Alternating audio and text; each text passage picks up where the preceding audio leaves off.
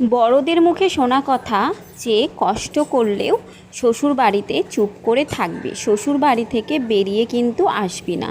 শ্বশুর বাড়ি থেকে বেরিয়ে গেলে কিন্তু একবার যদি হাতছাড়া করিস তাহলে কিন্তু শ্বশুর বাড়িতে আর ঢোকা সম্ভব নয়।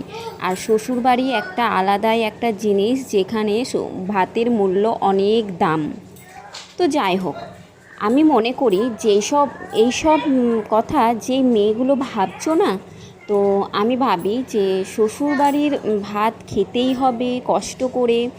আর এতটাই কষ্ট করো না যে মানে কষ্ট করতে করতে নিজের জীবনটা শেষ হয়ে যায়।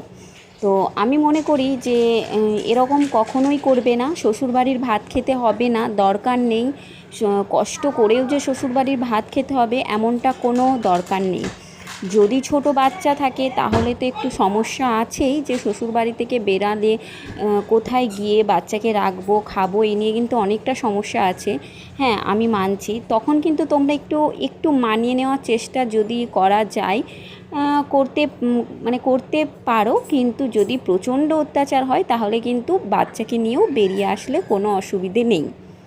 কারণ আমি মনে করি ওই কষ্টে নিজের জীবনটা যেন শেষ না হয়ে যায়। ওই বাচ্চাকে তুমি একটু তোমার মায়ের কাছে রাখো, রেখে তুমি একটু কোথাও কাজ করো, বাইরে কাজ করো। দেখো আস্তে আস্তে ছেলেটা কিন্তু বড় হয়ে যাবে, মানুষটাও কিন্তু হয়ে যাবে। আর যাদের বাচ্চা ধরো বড়, তারা একটা ভাড়া বাড়িতে বাচ্চাটাকে রেখেও কিন্তু একটা কাজে যুক্ত হয়ে কিন্তু করা যায়। দেখো পরিস্থিতির চাপে সব কিছুই করতে হবে নিজের জীবনটা বাঁচানোর জন্যে। হ্যাঁ, আমি এরকম এটা আমি বলছি।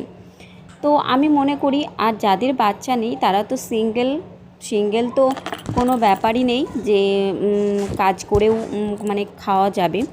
আর যাদের মায়ের বাড়িতে থাকা সম্ভব তাদের তো কোনো অসুবিধেই নেই, মায়ের কাছে রেখে সমস্তটাই নিজে কাজ করে খাওয়া যাবে।